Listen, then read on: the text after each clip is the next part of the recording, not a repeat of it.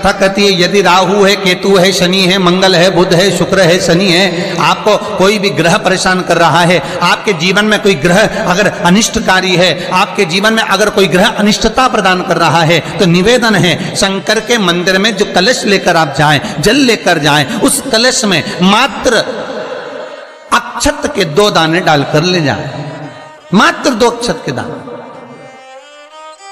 जैसे सूर्य नारायण को प्रसन्न करने के लिए अपन कुंकू डाल लेते हैं, हल्दी डाल लेते हैं जल में, या चने की दाल डाल लेते हैं जल के अंदर।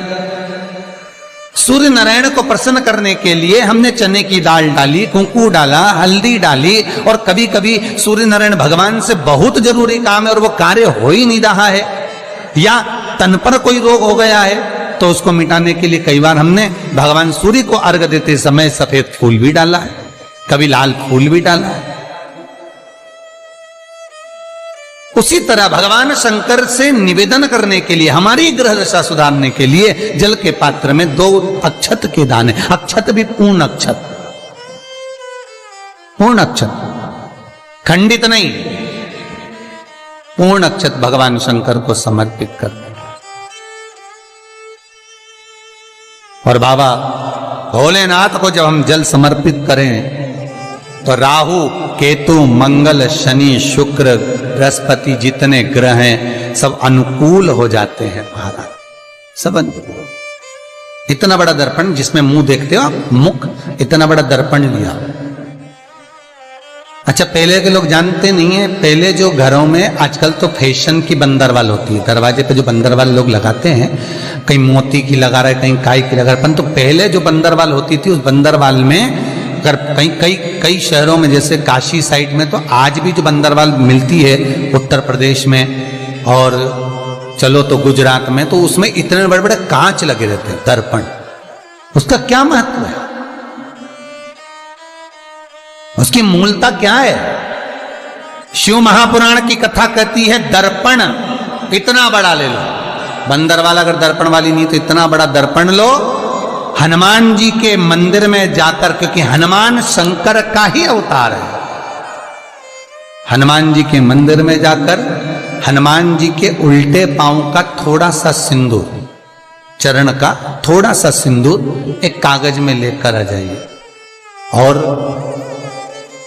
हनुमान जी के छोटे भाई, हनुमान जी 6 भाई हैं, उसमें गतिमान, हनुमान जी के छोटे भाई गतिमान का नाम लो, और गतिमान का नाम लेकर उस दर्पण पर सिंदूर से त्रिशूल बना दो, सिंदूर से त्रिशूल बनाकर उस दर्पण को घर के बाहर, दर्पण का मुख बाहर की ओर, ऐसे बाहर की ओर मुख कर कर दर्पण को घर के बाहर या दरवाजे पर, बिल्डिंग पर, ऊपर जाली में, फ्रंट में, कहीं पर भी उसको लगा दीजिए। महाराज केवल शंकर का स्मरण कर कर, गतिमान का नाम लेकर, हनुमान के उल्टे पांव का सिंदूर का त्रिशूल बनाकर जो दर्पण को लगा देता है, आपको 1 महीने के अंदर अंतर मालूम पड़ जाएगा कि पिछले जो महीने निकले हैं उस महीने का अंदाजा लगाना कि घर में लोग कितने बीमार पड़ते थे, और इस दर्पण को लगाने के बाद बीमारी कम हुई कि नहीं हो कम तो ठंडा कर देना, क्या जा रहा है, पर करके जरूर देखना, विश्वास रखकर करोगे, भगवान शिव का अनुमोदन कर कर, भगवान शंकर पर विश्वास रखकर करोगे तो बीमारी घेर नहीं सकती। अकाल मृत्यु हो मरे जो काम करे चंडाल का, काल उसका क्या बिगाड़े जो भक्त हो महाकाल का। शंकर की आराधना करने वाला, शिव का स्मरण करने वाला, शिव का निवेदन करने वाला, शिव अर्चना में डूबने वाला, शिव का अनुमोदन करने वाला कभी दुखी नहीं हो सकता।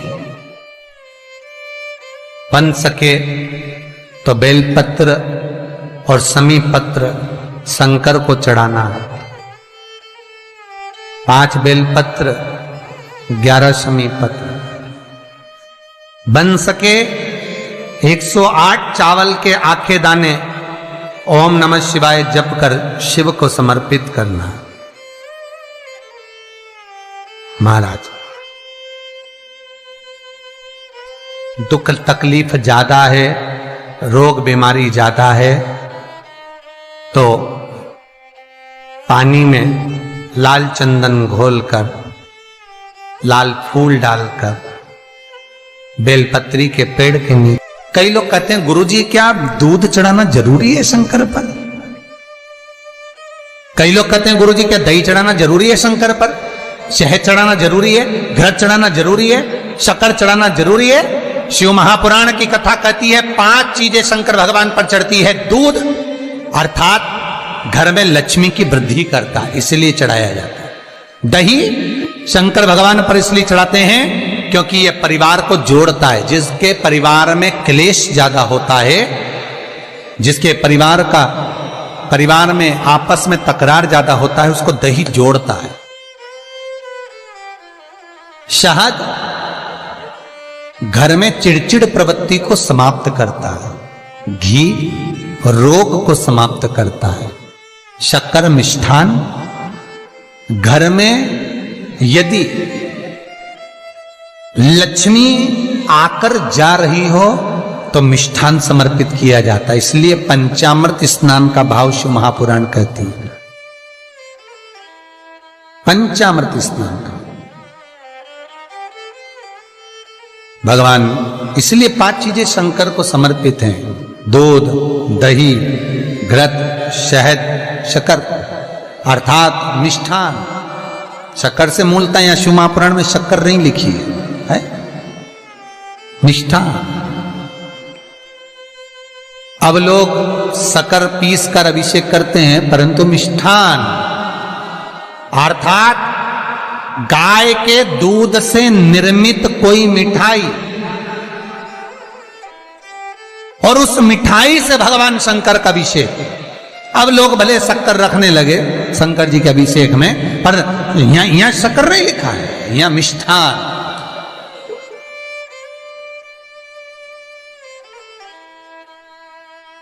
हमारे यहां सहज भाषा में कहते थे उसको खांड अर्थात मीठा। भगवान शंकर को समर्पित हो। वेद और शास्त्र कहते हैं कि भगवान का यदि कोई प्रसाद बनता है, जन्माष्टमी के समय पर आप भगवान के लिए पंजेरी बनाते हो, भगवान के लिए सुंदर हरीरा बनाते हो, लड्डू बनाते हो, तो भगवान के प्रसाद में गोंद नहीं डलती। ध्यान रखना, आपकी बहू का जापा हो, डिलीवरी हो तो खूब बादाम गोंद सब तल तल के खिलाओ, पर भगवान का जापा हो, भगवान का जन्मदिन हो, भगवान का जन्मोत्सव हो, राम कृष्ण का जन्मोत्सव हो, तो उसमें गोंद तलकर प्रसाद में कभी मत डालना, क्योंकि उसमें ब्राह्मण हत्या का अंश है। ब्राह्मण हत्या। और विद्वान जो ब्राह्मण होते हैं साहब, जिन्होंने शिव महापुराण की कथा या भागवत पुराण पढ़ी होती है, सुनी होती है, वो ब्राह्मण कभी भी, जो विद्वान ब्राह्मण होंगे वो कभी भी गोंद का लड्डू, गोंद तली हुई कभी नहीं खाएंगे। भले वो देसी घी में तले, कुछ भी तले, पर गोंद नहीं खाते, गोंद का लड्डू नहीं खाते। क्यों? क्योंकि इसमें ब्राह्मण हत्या का अंश है। प्रत्येक फोटो में लक्ष्मी विष्णु के साथ नहीं मिलेगी, प्रत्येक फोटो में लक्ष्मी गणेश और सरस्वती मिलेंगे। दीपावली पर पाना खरीद कर लाओ, दिवाली पर कागज खरीद कर लाओ, दिवाली पर फोटो खरीद कर लाइए।